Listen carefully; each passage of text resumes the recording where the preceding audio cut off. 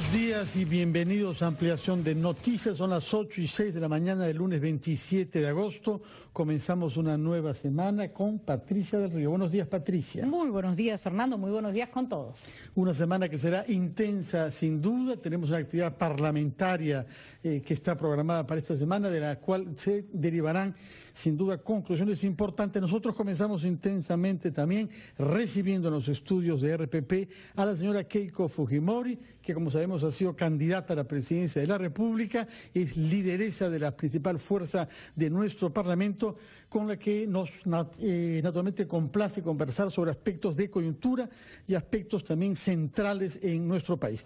Todos estamos de acuerdo que tenemos delante un calendario marcado por el descubrimiento de la situación más grave de lo que creíamos de la corrupción, y esto comenzó con Lavajato, luego los audios, estamos ante la inminencia de elecciones regionales y municipales en 42 días, y hay algunas propuestas del gobierno que se centralizan en la voluntad de hacer un referendo para que el pueblo conteste sobre temas relativos a la justicia y a la reforma política. En estas circunstancias, usted difundió el viernes pasado primero un video de 9 minutos e hizo declaraciones el día de ayer, luego de una cierta discreción en medios públicos. Le agradecemos que haya venido acá, y antes de ir a los temas de fondo, es decir, reformas, referendo sí, referendo no, corrupción, queremos preguntarle sobre un tema coyuntural que usted ha suscitado, que es la revelación de que ha mantenido 2 reuniones con el presidente de la República de las que no se tenía noticia hasta anoche. Una de ellas nos ha dicho hace 45 días, lo que remite al periodo justamente después de los primeros audios y antes del discurso presidencial del 28 de julio. ¿Por qué revelar esas 2 reuniones ahora? Fernando, Patricia, muy buenos días. Muchas gracias por esta invitación y por esta oportunidad. Para mí es muy importante, he decidido dar estas entrevistas porque creo que el rumbo que está tomando el gobierno del presidente Vizcarra es el equivocado. Pienso que los temas urgentes son los que se tienen que priorizar, a diferencia de los temas importantes. Los temas urgentes son la reconstrucción, seguridad ciudadana, las heladas, la anemia que ha aumentado el porcentaje a nivel nacional. Los temas importantes, sí, la reforma electoral hay que hacerla. Esto se va a debatir de todas maneras en el Congreso. Sin embargo, también he querido señalar frente a la pregunta si es que habíamos tenido una reunión, primero señalar el ánimo de colaboración de parte de Fuerza Popular con el gobierno de Martín Vizcarra. Y esto lo hemos dicho en público y también en privado. Y hoy se lo vuelvo a ratificar. Nosotros somos los primeros interesados, como peruanos que somos, que él haga un buen gobierno y que sepa que para las reformas importantes y urgentes va a contar con el respaldo de nuestro partido. ¿Qué cosa define un buen gobierno? Le pregunto porque ustedes tienen una mayoría importante en el Congreso y si nos guiamos por las encuestas, la gente cree que el Congreso no está haciendo un buen trabajo. En cambio, el presidente Vizcarra plantea estas medidas y sube automáticamente su popularidad. Usted en este momento también tiene, sin haber hecho mucho, o sea, es decir, no ha tenido una presencia en la vida pública importante, una de las popularidades más bajas de su carrera política. Si nos guiamos por esas cifras, pareciera que el que está haciendo las cosas correctamente es Vizcarra y los que no están haciendo correctamente las cosas son Fuerza Popular. Cuando uno está en política, entiende que no es un espacio ni un concurso de simpatía. Para mí, estar en política significa señalar las convicciones y las ideas que yo siento, más allá si son populares o no. El trabajo de todo Congreso a nivel mundial no es popular. Eso se revelan en todas las estadísticas de todos los países del mundo. Sin embargo, también es importante señalar que en los últimos años ha habido una función de fiscalización muy fuerte y ha habido una confrontación con referencia a la corrupción que se había revelado a través de la Comisión Lavajato. Esas medidas fuertes que tomó el Congreso sin duda tienen un costo político. Pero cuando uno está en política no se debe de fijar en esos costos políticos. Sin embargo, quisiera terminar, Patricia, que a pesar de todo este cargamontón, a mí me sorprendió gratamente ver la encuesta que, a pesar de todo lo que se dice de nosotros y de Fuerza Popular, soy la política que goza de mayor simpatía a nivel nacional. Pero el porcentaje es tan bajo que eso no refleja una aceptación de la clase política, y ahí entiendo que sí, que usted tiene un plus con respecto a los demás. Pero también hay otro punto en la encuesta que la hace responsable de muchas cosas. Se le considera a la mujer más poderosa, la persona más poderosa del Perú, y se considera al Congreso la institución más poderosa del Perú sobre el Ejecutivo. Es decir, la gente ha asociado que ustedes tienen un poder que no están utilizando bien. ¿Están ustedes, más allá de lo que da el señor Vizcarra, leyendo bien esa coyuntura? ¿Qué se espera de ustedes? Con referencia a las simpatías de todos los políticos, es verdad que la revelación de los audios ha generado una crisis de credibilidad en todas las autoridades. Es lógico, es natural. Sin embargo, con referencia a su pregunta específica sobre la encuesta de poder, sí quisiera señalar: el poder de decisión y de administrar los presupuestos y los destinos de nuestro país lo tiene el Poder Ejecutivo. Ahora, yo creo que la encuesta lo que refleja es el poder de percepción que tenemos desde Fuerza Popular como el partido más grande y más organizado. Así lo veo yo, pero sí quería señalar nuevamente que el poder para administrar, para hacer obras, para poder resolverle los problemas inmediatos a las personas, ese poder lo tiene el Poder Ejecutivo. Sí, pero es primera vez que en el Perú tenemos esta correlación de fuerzas tan dispar, digamos, ¿no es cierto? Y la gente percibió que si ustedes, con razones válidas, no estamos criticando la medida, fueron capaces de sacar a un presidente, o el presidente renunció, pero iba a ser sacado de todas maneras, ¿no es cierto? Repito, por actos propios, pero se sintió que el Congreso tenía una fortaleza particular.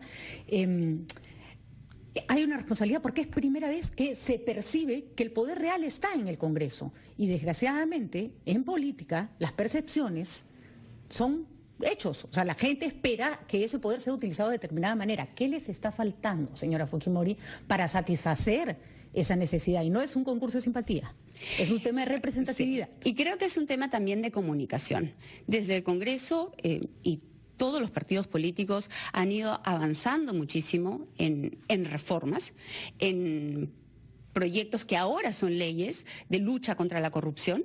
Por ejemplo, la imprescriptibilidad de los delitos de corrupción hoy es una ley. La muerte civil, que durante años, yo recuerdo desde que yo era congresista, se venía debatiendo y nunca se aprobaba. Hoy hay impedimentos para que los corruptos y los terroristas sean candidatos. Esto se ha ido avanzando. Y con referencia al rol de Fuerza Popular durante el gobierno del presidente Kuczynski, yo quisiera señalar, más allá de la crítica que había de que el Congreso era obstruccionista, se le dio el voto de confianza al gabinete Zavala y al gabinete de la señora Arauz. Se le dio facultades para que ellos pudieran implementar todas las medidas que ellos estimaran convenientes y implementaran el plan de gobierno que tenían planificado. Se le dio la ley de reconstrucción por cambios en menos de 24 horas, la ley de presupuesto. Entonces, se vino trabajando y se viene trabajando de una manera constructiva y colaborativa. Ahora, el rol del Congreso también es fiscalizar. Y lo que ocurrió es que a través de la comisión Lavajato, presidida por la señora Rosa Bartra, se llegaron a descubrir una serie de hechos. Las revelaciones a través de la prensa de la coima que recibió el expresidente Toledo, pero además lo que recibió el dinero en los bancos a través de las cuentas del señor Kuczynski, recibido cuando él era funcionario público. ¿Qué se debía hacer en ese momento? ¿Mirar de costado? Yo pienso que no. El Congreso tomó medidas fuertes, sí, pero eran medidas que estaban a la altura de esas circunstancias. Señora Keiko Fujimori, permítanos por favor ir a una pausa, retomaremos esa conversación para comprender cuál es el reproche que está haciendo usted al presidente Vizcarra, a cuyo gobierno usted acusa de haber tomado un rumbo equivocado y ha hablado incluso de populismo centralista. Hablaremos de esto después de la pausa, por favor.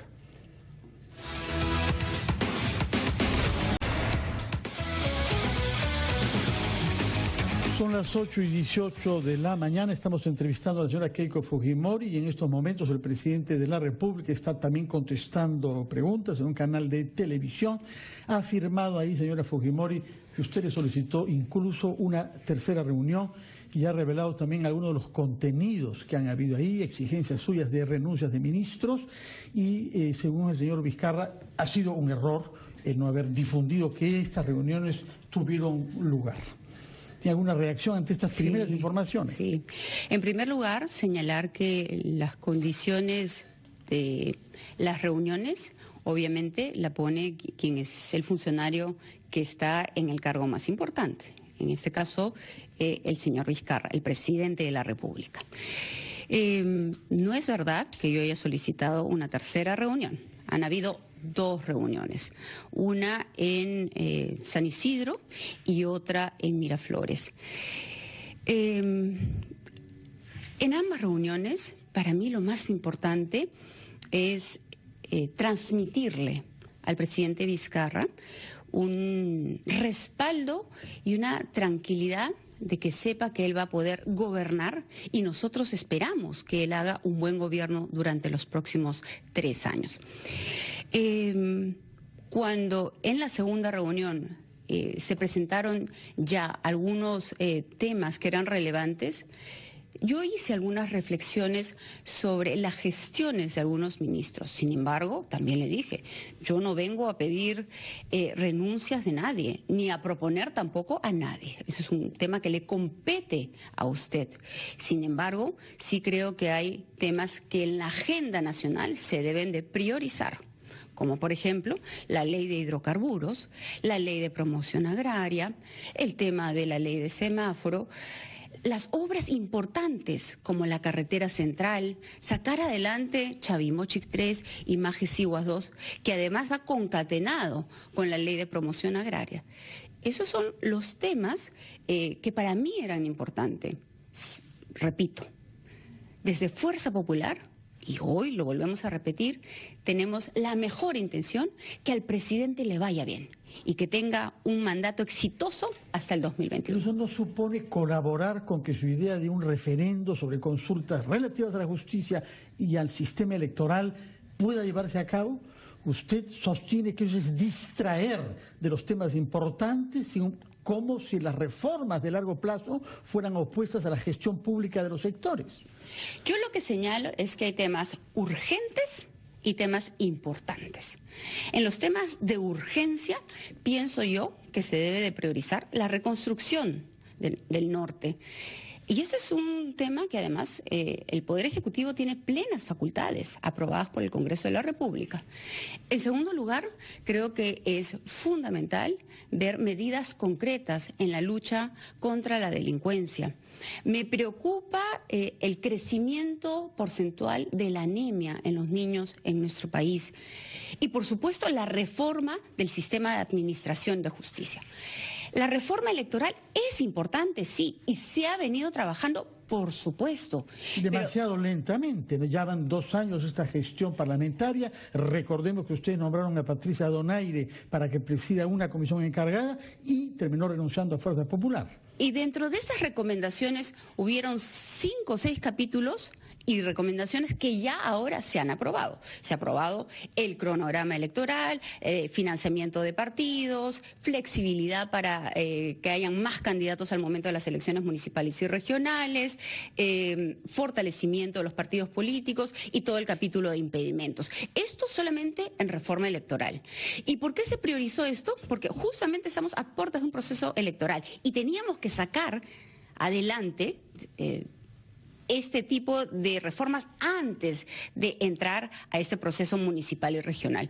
Somos conscientes que nos queda todavía otros temas pendientes. Sí, he dicho, son importantes, pero hay que evaluar si es que este tema es urgente. Yo pienso que los temas urgentes son los que he señalado hace un momento. A ver, ahí hay varias preguntas que me gustaría hacerle, porque usted ha hablado de varias leyes, ley de hidrocarburos, la ley de promoción agraria. Las leyes están en manos del Congreso y el que pone la agenda legislativa es la mesa directiva del Congreso, que hasta el momento solo la ha tenido Fuerza Popular. Es decir, si hay algún retraso con respecto a leyes urgentes, es responsabilidad del Congreso, más allá de que el Ejecutivo tenga absoluta responsabilidad sobre los temas de reconstrucción que usted ha señalado, que no vamos a discutir. Entonces, es una responsabilidad compartida, ¿no? ¿Por qué el Congreso no pone entonces en agenda lo que tiene que poner primero? Se ha venido trabajando, por ejemplo, la ley de hidrocarburos, Patricia, a través de un grupo de trabajo multipartidario, presidido por Juan Carlos del Águila, pero en la que también participa un congresista del gobierno, el congresista Moisés Guiapianto. Ese trabajo no es fácil de implementar. Se ha hecho una serie de audiencias públicas en diferentes regiones, en la que en su mayoría solamente van los congresistas de la República. Y es ahí donde yo creo que el esfuerzo tiene que ser compartido. Todas estas normas tienen que difundirse y comunicarse mejor, no solamente desde el Congreso, sino también desde el esfuerzo del Poder Ejecutivo. Y ahora bien, cuando hablamos, por ejemplo, del debate de la extensión de la Ley de Promoción Agraria, esto va también de la mano con los proyectos que sí son responsabilidad exclusiva del Poder Ejecutivo. Sacar adelante Chavimochic 3 y Majes Iguas 2. Entonces, ese trabajo tiene que ser coordinado. De acuerdo. Y por eso para mí es importante saber qué cosa piensa el Poder Ejecutivo y cuáles son las prioridades que ellos le van a dar. A esta norma se le ha hecho una serie de aumentos de beneficios específicamente para los trabajadores. Entonces, es importante saber qué cosa piensan ellos para que la norma sea aprobada y promulgada por ellos y no rechazada. Bueno, hay varios puntos. Usted está reconociendo que las cosas no se pueden hacer tan rápido, ¿es cierto? Con la mayoría que tienen de congresistas no logran acelerar ciertas reglas. Usted habla de mejorar la difusión, por ejemplo, en determinados casos, y que esa es labor del Ejecutivo. ¿Cómo van a difundir, señora Fujimori, si ustedes han sacado o aprobado una ley junto con otros congresistas que impide la promoción de ciertas informaciones del Estado en medios de comunicación masiva? Es decir, y por último, las prioridades no solo las marca el Ejecutivo, la agenda legislativa es importantísima y esa es responsabilidad del Congreso, que no ha compartido la mesa directiva con nadie, es decir, la ha presidido Fuerza Popular. Entonces, es interesante ver de quién tiene la culpa de qué finalmente, ¿no? Sí, a ver, una cosa es la comunicación, y que creo que en ese sentido ha fallado de parte de todos los grupos políticos, el comunicar, el transmitir todas las leyes que se han venido aprobando en los últimos años. Con referencia a la llamada ley Mulder, que yo le digo Mulder Villanueva, porque el congresista Armando Villanueva de Acción Popular también es autor de esta norma, yo pienso que ha sido importante evitar que se despilfarre 1 millón de soles diarios de gastos en publicidad. Y esta norma lo que hace es regular, no prohibir, porque hay un capítulo de excepciones que permite que el Poder Ejecutivo, por ejemplo, en caso de desastres naturales, pueda invertir sus presupuestos para comunicar a la población. Bueno, sería inhumano en ese caso no hacerlo, ¿no? Entonces, yo creo que se saltarían la ley si fueran responsables, ¿no? Entonces, yo creo que acá lo importante, Patricia, va a ser esperar a la sentencia del Tribunal Constitucional y, como siempre lo hemos hecho, desde Fuerza Popular, respetaremos lo que diga el TC. Pero ¿por qué tiene que esperar un fallo judicial sobre ese tema y no orientar a la opinión pública sobre principios y aplicaciones de los principios? En su partido se han oído voces diferentes. El señor Salaverry dijo que la ley no había dado resultados y que podía ser perfeccionada. Se esperaba que usted dirima y oriente, como es lo que corresponde a una lideresa. La norma, permítame hacer una precisión, de ninguna manera impide o limita la libertad de expresión. Esta norma lo que hace es regular los presupuestos del Estado. Ahora bien, dentro del partido político se decidió esperar con prudencia a que primero el Tribunal Constitucional emita su opinión. Y después de eso, nosotros haremos los análisis correspondientes. Yo solo le cuento, señora Fujimori, que ya hay noticias de que, por ejemplo, la campaña para la anemia está teniendo un impacto mucho menor del que se quisiera porque no se puede comunicar. Porque hay zonas de nuestro país, no grandes medios chiquitos, medios rurales, que son los que informan a la población qué día hay vacunación, qué día hay entrega de chispitas. Y es, o sea, esperar está bien. Hay muchos que podemos esperar. Hay todo un Perú que necesita. No se está afectando la libertad de expresión, se está afectando la libertad de información, de estar informado. Y eso es grave. Y esa es una responsabilidad que tienen que asumir si es que eso impacta negativamente en la población más vulnerable. Sí, las campañas para informar a las madres de familia la hacen directamente a través de los centros de salud. Y es ahí donde yo pienso que también está habiendo una falla. Está habiendo una falla en hacer un seguimiento a cuál es el impacto de todos estos programas de salud que impactan directamente a la población. Le hago una pregunta, señora Fujimori. Si usted fuera presidenta de la República y quisiera revertir la anemia y llegar hasta la última madre del Perú que esté informada, ¿no usaría todos los medios posibles? Por supuesto que tenemos que comunicar y nosotros estamos totalmente de acuerdo con eso. Pero una cosa es comunicar y utilizar con prudencia los recursos y otra cosa es lo que vino sucediendo en los últimos años. Pero otra cosa es prohibir también. O sea, se han ido de un extremo a otro. Lo que se ha hecho es regular, ¿no? Entonces, el análisis de qué cosa se hará o qué cosa se puede hacer, lo vamos a hacer después de esperar el fallo del Tribunal Constitucional. Nosotros por lo pronto esperamos la pausa y deseamos que nos acompañe durante ella para formularle algunas preguntas que también tienen que ver con las elecciones que tenemos en curso y también la situación de la autoridad judicial y fiscal. Son las 8:29, hacemos una pausa, retomamos nuestra entrevista con la señora Keiko Fujimori.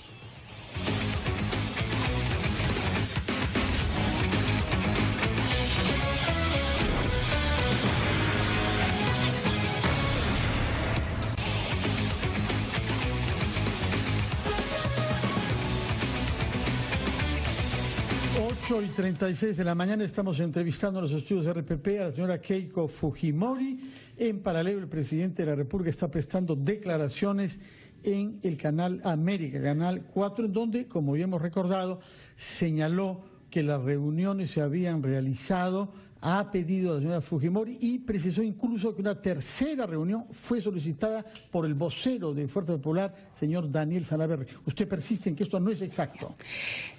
No es totalmente exacto. La primera reunión fue promovida por ambas partes. Y así se dio la reunión y el presidente Vizcarra propuso el lugar. La segunda reunión, efectivamente, sí, fue solicitada por mí para poder transmitirle algunas inquietudes sobre la coyuntura nacional. Sin embargo, luego no ha habido ningún pedido para una tercera reunión. Si me permite, podemos difundir parte de lo que ha declarado hace unos minutos el presidente de la República. Ella dice que no existió un pedido para una tercera reunión, lo ha dicho ahora en RPP. Está mintiendo también. Puede preguntar al presidente del Congreso, al señor Salaverry, cuando era vocero. Cuando era vocero, que le pidió directamente al premier César Villanueva. Para la tercera reunión fue Salaverry quien le pide a César Villanueva la tercera reunión. A través del vocero era tramitado con el premier. ¿El señor Maximiliano Aguiar le dijo ya no se reúna más con Keiko Fujimori? No, esa es decisión. Es curioso porque nosotros le preguntamos sobre lo que dice el presidente Vizcarra a la señora Keiko y en Canal 4 le preguntan al presidente Vizcarra sobre lo que declara la señora Fujimori. Estamos haciendo una suerte de ping-pong. Para terminar con este tema, hay los temas de fondo. Parece que hay un desentendimiento. No, para mí lo importante es si es que hay alguna duda de cuál va a ser la posición de Fuerza Popular. Nuestro ánimo es de colaboración. Magnífica y noticia. si el presidente Vizcarra requiere que nos volvamos a reunir con el mayor de los gustos. Hay algunos puntos en donde la colaboración parece difícil. La reforma judicial y la reforma electoral vía referendo. Usted ha dado muchas expresiones de crítica a esto y finalmente dijo quizá en febrero o marzo, no este año. Ahora bien, sobre reforma judicial, han habido decisiones para el Poder Judicial, por ejemplo, el voto unánime para remover a todos los miembros del Consejo Nacional de la Magistratura y la renuncia del que fuera presidente. Mientras que en la Fiscalía no se ha tocado mucho, pese a que la opinión pública, según encuestas tanto de Ipsos como de GFK, hacen notar que una inmensa mayoría de los que saben del tema, 94%, considera que el fiscal de la Nación debe dar un paso al costado, puesto que mintió a la Nación. Usted lo defiende y sostiene que él debe permanecer. ¿Cómo se puede resolver esa contradicción? Sí. Primero permítame hacer una precisión sobre una pregunta anterior que me hizo Patricia antes de ir al corte comercial sobre quién define la agenda legislativa. Es importante señalar que todas las bancadas transmiten formalmente cuáles son las prioridades que cada uno de los grupos políticos tiene y en la Junta de Portavoces se va definiendo de manera consensuada cuáles son los proyectos de leyes y los dictámenes que se debe de debatir. Y asimismo, para aprobar una norma, durante todos estos años, lo que hemos hecho siempre es consensuar con los otros grupos políticos. Ahora, vamos a contestar su pregunta, Fernando. En primer lugar, yo no me opongo al referéndum, no me opongo tampoco al debate de la bicameralidad y la no reelección de congresistas. Sin embargo, sí me llamó mucho la atención la forma improvisada como han presentado el proyecto. Por ejemplo, en este proyecto, ¿no?, de reforma constitucional que prohíbe la reelección, en el artículo 1 habla de constituir un modelo bicameral y en el artículo 2 habla de una sola cámara. Entonces, y esto está firmado por el presidente de la República y el premier. Aquí vemos que no fueron proyectos presentados y hechos con la reflexión, la preparación y la responsabilidad del caso. Sin embargo, vuelvo a repetir, estos proyectos se está debatiendo ya en la Comisión de Constitución. Sobre la reforma del sistema de administración de justicia, ¿qué cosa ha señalado la congresista Rosa Bartra? Ella lo que propone es que todas las instituciones que se van a ver de cierta manera afectadas en esta reforma, tienen que formar parte de este gran debate. Entonces, se está pidiendo que el Poder Judicial, el Ministerio Público, la Contraloría, el Jurado Nacional de Elecciones y todas las instituciones competentes puedan participar en este debate amplio. Entonces, yo sí creo que las prioridades del debate se deben de centrar en los temas urgentes, más no en los temas importantes. Lo que pasa es que reconformar el Consejo Nacional de la Magistratura y empezar una reforma del Poder Judicial, si no es urgente en estos momentos, señora Fujimori, yo ya no sé qué lo es, ¿no? Porque no podemos mantener un país ni un día más con un sistema judicial donde ya nadie siente que se le está haciendo justicia. Y en ese punto le pregunto, porque creo, concuerdo con usted en que hay muchas cosas que se tienen que hacer inmediatamente, ¿cómo sostenemos una reforma judicial de cara a la población que esté indignada, con cierta solvencia? Discúlpenme, con un fiscal, y no lo digo yo, nosotros podemos tener la opinión que querramos sobre el fiscal Chávarri, pero la población lo rechaza de una manera abrumadora, porque no le ha gustado a la población que le hayan metido en su cara. Entonces, ¿cómo hacemos? En el caso del fiscal de la Nación, lo que hay que valorar es si es que esta mentira es grave o no y si es que esta afecta a la función que tiene el alto funcionario. Y en este caso, la valoración y evaluación ética la ha hecho la Junta de Fiscales, que lo han ratificado en Dos de los cuales usted sabe son a su vez seriamente cuestionados y aparecen en audios, ¿no?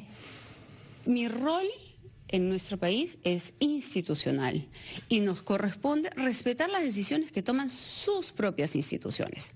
Hay una acusación constitucional que está pendiente en el Congreso de la República. Dicho sea de paso, las acusaciones constitucionales, por ejemplo, de los delegados del CNM y el doctor Inostroza, la está viendo el señor Pacori. La del señor Chávarri, el ponente y el que se está encargando de evaluar, lo está viendo el señor Cheput. Esto está muy bien, pero se vota y se necesitan los votos del fujimorismo para que proceda. ¿no? Y en el caso del señor Duberly, ese caso sí, el ponente es el señor Mantilla. Y en el caso del congresista Héctor Becerril, el ponente es el congresista Vázquez, me parece, de Alianza para el Progreso. El señor Becerril renunció, el señor Duberly renunció, el señor Becerril no forma parte directa del sistema de justicia, con él la cosa será distinta, pero el señor Chávarri está en funciones y cualquiera puede mentir.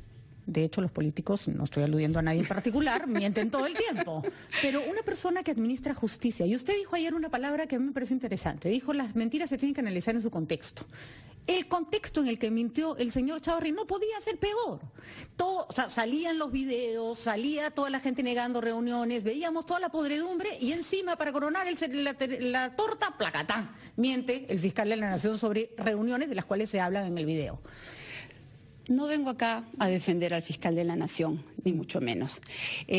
Pero entiendo que él lo que negó fue una reunión con periodistas, que han tenido además otros fiscales de la Nación.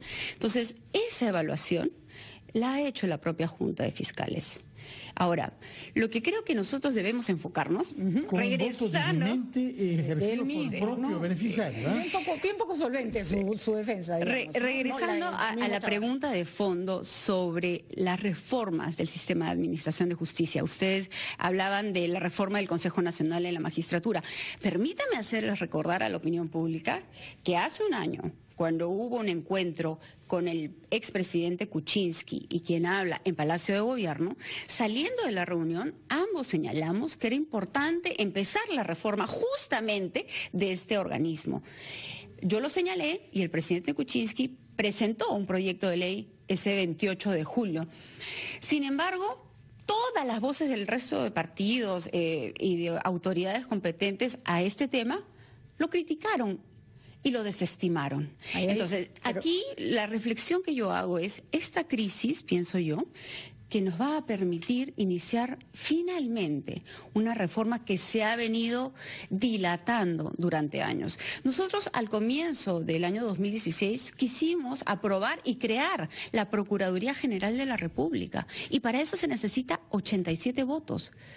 Los 70 en ese entonces de Fuerza Popular no eran suficientes y no se logró. Pero vamos, a ver, señora Fujimori, tanto en el Consejo Nacional de la Magistratura como en la Procuraduría General se le iba a sumar la bancada oficialista, que eran más de 15 votos y 16 votos. Ahí nomás ya tenía los votos que necesitaba. Y segundo, en ese momento se pusieron de acuerdo para cambiarle el Consejo Nacional de la Magistratura sin toda esta participación que quiere ahora la señora Bartra, que no es que no sea importante, pero si usted pone a discutir a todos los involucrados sobre la reforma, créanme que al 2021 vamos a llegar con el mismo problema. Señora Fujimori, tómese su tiempo, por favor, para contestar a esta pregunta. Vamos a hacer una pausa, después de la cual quisiera que hablemos también sobre las elecciones, justamente para no ser centralistas. Hablemos lo que está pasando en las municipalidades y las regiones de nuestro país. 8:46, pausa, y retomamos la entrevista con la señora Keiko Fujimori.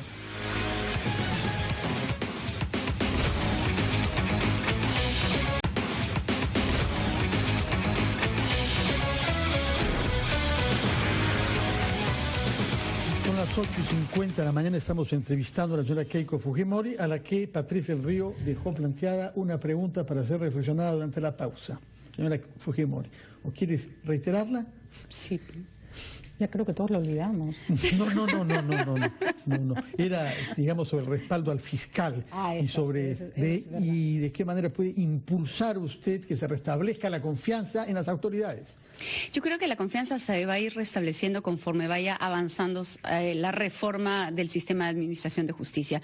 Y aquí quisiera señalar que el trabajo que está planteando la congresista Rosa Bartra de convocar a todos a las personas e instituciones que van a participar de esta reforma, lo hace con el ánimo para agilizar las cosas, para que se puedan tomar decisiones mucho más rápidas, para que haya un ánimo colaborativo. Y yo creo que eso se va a ver reflejado en las próximas semanas. Bueno, pasemos entonces a hablar como último tema sobre las elecciones municipales y regionales. Fuerza Popular ganó 3 regiones en las elecciones pasadas de hace 4 años.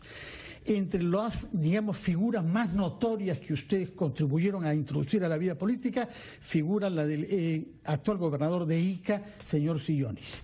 Sin embargo, él dijo que no lo apoyó usted más y que más bien descubrió que los congresistas de Fuerza Popular en Ica le pedían favores ilegales y estaban implicados en la corrupción de instituciones públicas de Ica.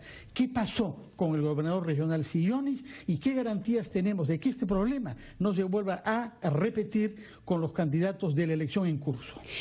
En realidad, quien se distanció de nuestro partido fue el propio Fernando Sillonis, a quien ayudé y tengo una buena impresión de él como persona.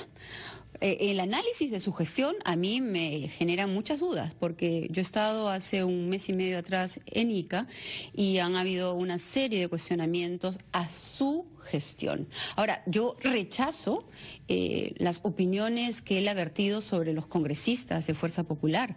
Es absolutamente falso que ellos hayan alguna vez solicitado algo ilegal. Eso es falso.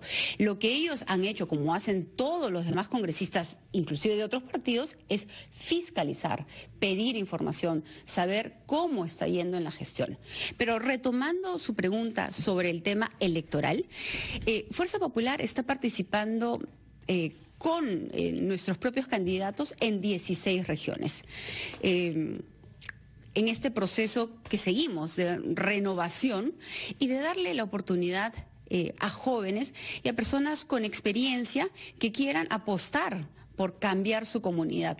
No es fácil participar en política porque uno siempre se expone a los ataques. Así es que yo saludo a todas las personas valientes que han decidido participar en política, en cualquiera de los partidos políticos, pero es importante atrevernos a ser parte del cambio que queremos hacer en nuestro país. Un problema que se ha generado es una suerte, se ha instalado en campaña y no debiera, es una suerte de xenofobia contra los venezolanos que huyen de la desesperación. En ese contexto usted ha criticado la condición de extranjero del asesor del señor Vizcarra y pareciera que todo lo extranjero últimamente nos molesta. Su posición con respecto a los dos temas, ¿qué debe hacerse con la presencia de los venezolanos? Y ¿por qué tanto problema con que el asesor del señor Vizcarra no sea peruano? Quisiera terminar, además, señalando en la parte electoral que frente a las dudas que se ha generado de quién es el candidato de Fuerza Popular en Lima, el candidato de nuestro partido y a quien yo respaldo porque creo en su experiencia y en su capacidad es Dítel Columbus. No Renzo Reyardo. No Renzo. Dítel es una persona que tiene 16 años de experiencia municipal. Yo creo que la campaña todavía está fría. Es que dice que usted no recorre las calles con él, que no lo está acompañando, que la gente no lo ubica como candidato fujimorista, o ya la vamos a ver poniéndose yo creo en modo triatlón. Sí, vamos a decirle a Dítel para hacer un par de bicicleteadas. Pero yo creo que la campaña va a empezar con el primer debate. Pero con referencia a su pregunta, Fuerza Popular ha siempre apoyado a los venezolanos en su lucha de recuperar la democracia. Lo hemos señalado en reiteradas oportunidades y además participando activamente, como por ejemplo cuando Cecilia Chacón viajó a Europa con una serie de parlamentarios latinoamericanos para denunciar al presidente Maduro. Y Carlos Lucho Galarreta estuvo en Venezuela. Así es. Entonces, para nosotros la causa venezolana es algo que hemos venido defendiendo desde hace muchos años. Ahora, entiendo y respaldo las medidas que este gobierno ha anunciado. Sí creo que es importante tratar de encontrar los filtros necesarios para asegurarnos que las personas que vienen de Venezuela no tengan antecedentes. Tenemos que ver la manera de encontrar esos filtros. Y la otra cosa... ¿Está de acuerdo con la que se les exija pasaportes? Yo pienso que ese es un primer filtro, pero con referencia a las personas vulnerables, a los niños, a las madres embarazadas, a los ancianos, ellos tienen que tener libertad para poder entrar a nuestro país. Ahora, también creo que es importante las medidas que se puedan tomar si es que hubiese alguna persona que comete una infracción o un delito. Ahí pienso yo que las medidas deben ser mucho más drásticas, con una política de deportaciones inmediatas y crear una, digamos, una lista con todas estas personas que no van a ser nunca más recibidas en nuestro país.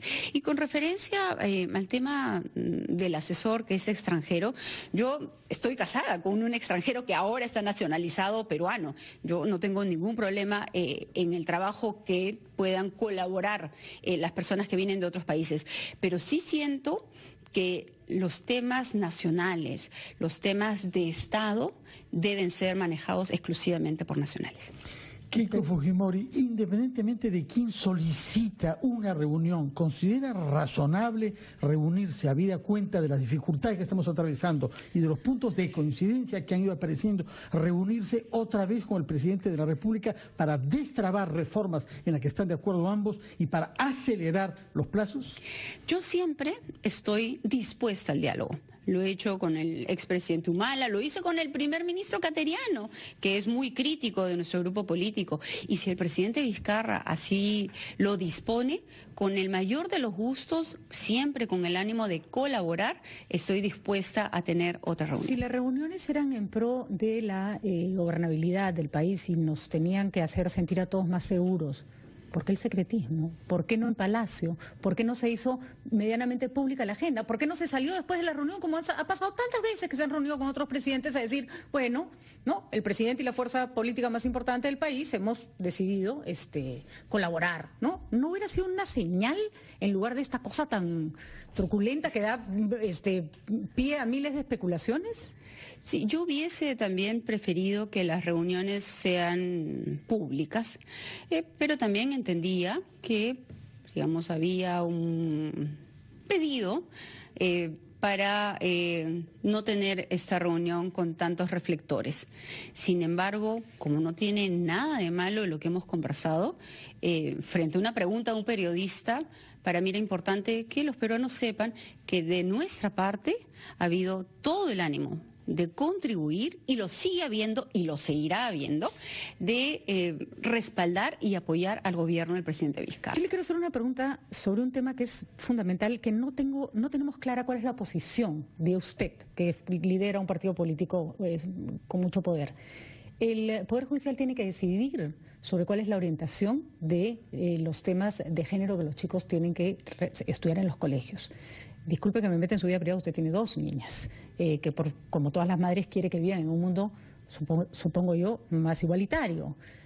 Hay mucho candidato de Fuerza Popular que está en contra del enfoque de género, que no es ideología de género. ¿Qué es lo que piensa usted?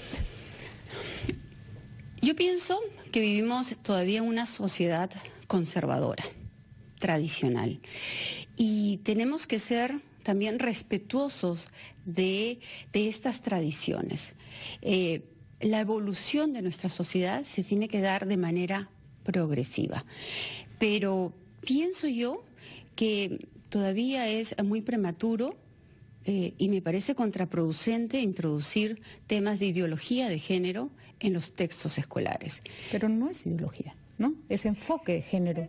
Es decirle a su hija que tiene tanto derecho como un niño de escoger la carrera que quiera, de comportarse de determinada manera, que no hay estigmas con respecto a ella, a cómo debe ser ella. Usted entonces está en contra del enfoque de género en los textos escolares. Con referencia específicamente al enfoque de género, que es diferente a la ideología de género. ¿No existe?